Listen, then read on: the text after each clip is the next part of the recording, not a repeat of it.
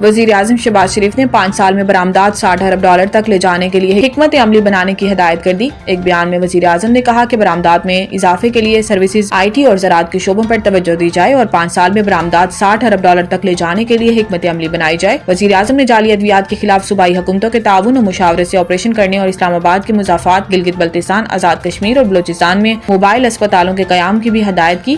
شہباز شریف کا کہنا تھا کہ وفاقی حکومت رمضان پیکج کے تحت 39 لاکھ خاندانوں کو $5000 فی خاندان امداد دے گی۔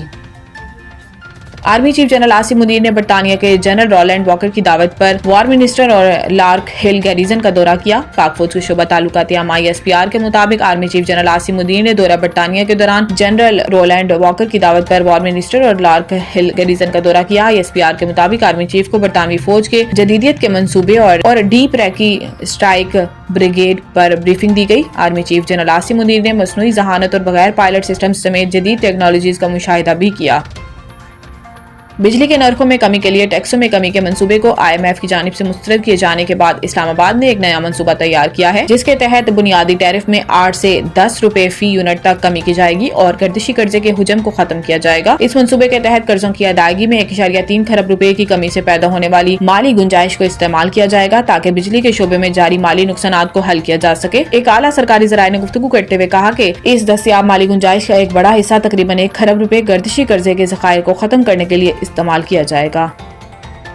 وزیر دفاع خواجہ آصف نے کہا ہے کہ بانی PTI فوج کو اپنی پارٹی کا ذیلی ادارہ بنانا چاہتے ہیں۔ سرکاری ٹی وی کو دیے گئے انٹرویو میں خواجہ آصف نے کہا کہ army chief general Asim Munir برطانیہ کے اہم دورے پر ہیں۔ پاکستان کے برطانیہ کے ساتھ اہم سفارتی، عسکری اور معاشی تعلقات ہیں۔ دونوں ممالک کے درمیان مختلف شعبوں میں تعلقات مثالی ہیں۔ وزیر دفاع نے کہا کہ بانی PTI چاہتے تھے فوج ان کی جماعت کا ذیلی ادارہ بن جائے۔ اقتدار سے محرومی کے بعد PTI اپنے زخم چاٹ رہی ہے۔ مذموم مقاصد کے لیے 9 مئی اور 26 نومبر کے واقعات رونما کیے گئے۔ قومی املاک پر حملے اور شہداء کی یادگاروں کی بے حرمتی کے واقعات ایک حقیقت ہے۔ خواجہ آصف کا کہنا تھا کہ PTI والوں کی سیاست ایک ذات کے لیے ہے، انہیں ملک کی کوئی فکر نہیں۔ PTI کا طرز عمل ہرگز سیاسی نہیں۔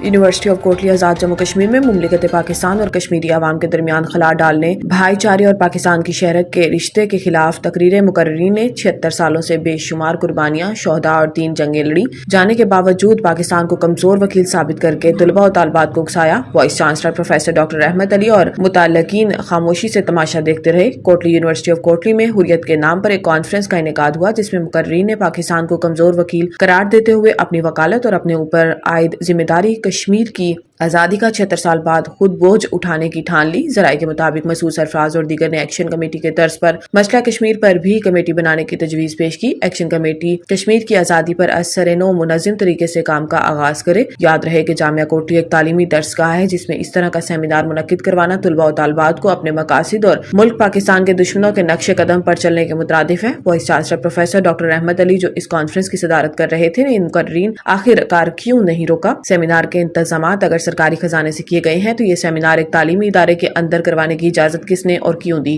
کشمیری عوام پاکستان کو اپنا بڑا بھائی کا درجہ دیتی ہے اور کبھی بھی کوئی کشمیری افواج پاکستان کو کمزور وکیل قرار نہیں دے سکتا کیونکہ افواج پاکستان کی لازوال قربانیاں اور ہزاروں شہداء کے ساتھ کوئی محب وطن غداری نہیں کر سکتا۔ متعلقہ اداروں پر ذمہ داری عائد ہوتی ہے کہ ایسے سیمینار کروانے والے اور سرکاری وسائل کا استعمال کرتے ہوئے ملک مخالف تقریروں کا سخت نوٹس لیں۔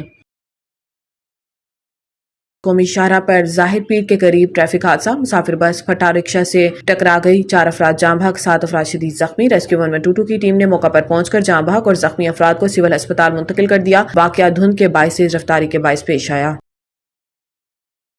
خانپور سٹی پھاٹک کے قریب سماسٹھا سے خانپور آنے والی مال گاڑی پٹری سے اتر گئی۔ مال گاڑی کی ایک بوگی کے 2 ویل ٹریک سے اتر گئے۔ ڈاؤن ٹریک پر آنے والے تمام ٹرینوں کو پیچھے مختلف مقامات پر روک دیا گیا۔ حادثہ لائن کانٹا چینج نہ ہونے کی وجہ سے پیش آیا۔ ریسکیو کی ٹیم موقع پر پہنچ گئی۔